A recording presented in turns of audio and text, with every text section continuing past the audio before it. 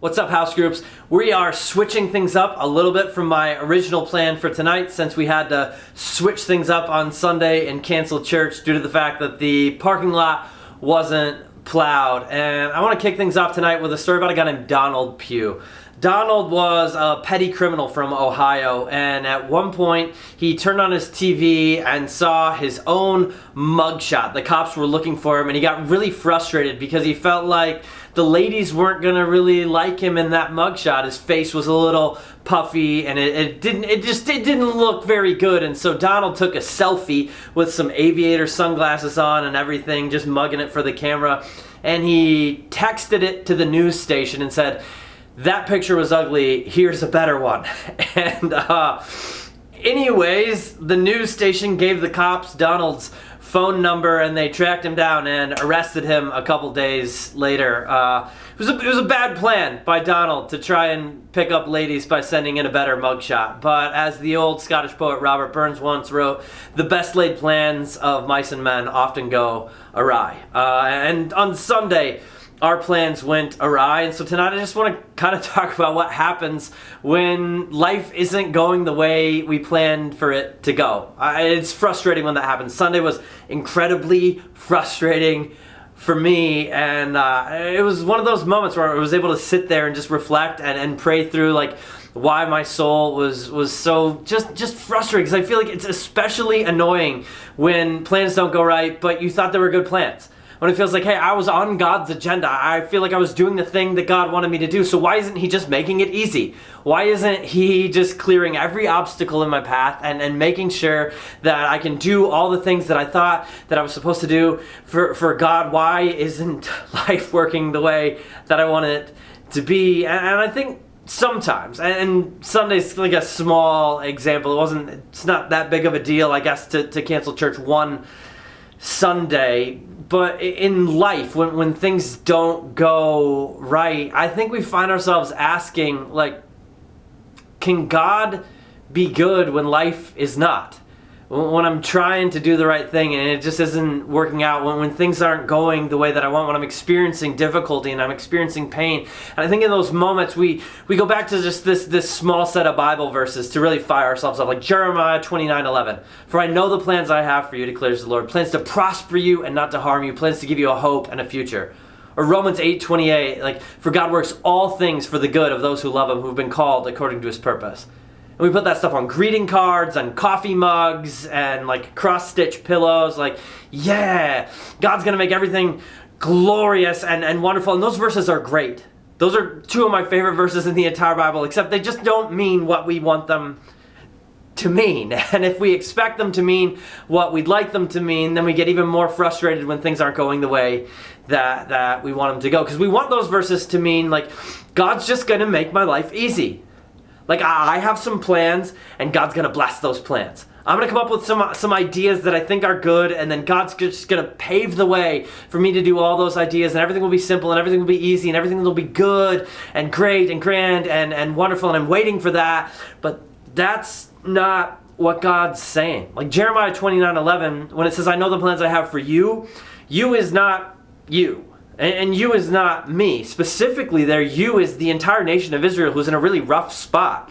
They've been exiled, like their land has been conquered. They've been picked up and carried away and forced to live in oppression in a foreign land. And when God says, "I know the plans I have for you," plans to give you a hope and a future, that's after he says 70 years from now.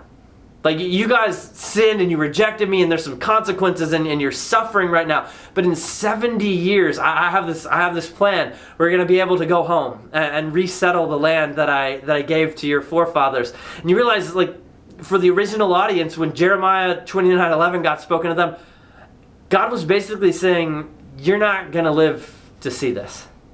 Like, very few of you who hear these words are even going to be alive when it happens. But you can live with hope even in the middle of difficulty. You can live with a deep sense of like my greater purpose, that I am at work, that I haven't forgotten you, that I do care, and that I'm doing a bigger thing than you can see, even in the middle of life not being quite the way that you want it to be, because I am at work, I do have a plan. Hope is real, even if it isn't going to be exactly the way you want it to be. And I just, like, for me, that idea is frustrating, because sometimes I want God to be doing my thing as opposed to God doing his own thing, his own bigger thing. And I can't see from his lens. I just want him to see through my lens and then make stuff happen for me, because this is what I really want. And if you guys are anything like me, this is what you want too. I think for most of us, what we want is joy without pain.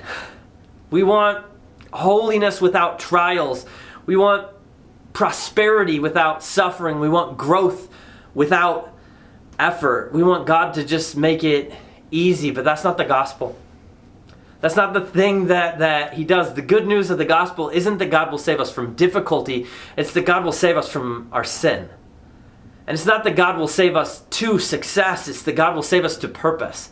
Like, we have a role to play. We have a thing to do in this bigger plan that he's enacting to draw the world to himself, to set all things right and make all things new. And that's not always easy, and it's not always simple, and it doesn't mean that we get to make plans and God's just gonna bless them all over the place. And so it, in a very real sense, it does mean that sometimes with the myopia of the moment, we can look at our lives and they aren't the way that we want them to be, and our plans aren't working out, and it's very frustrating, and there's pain, and there's frustration, and there's suffering, and there's difficulty because our world is broken.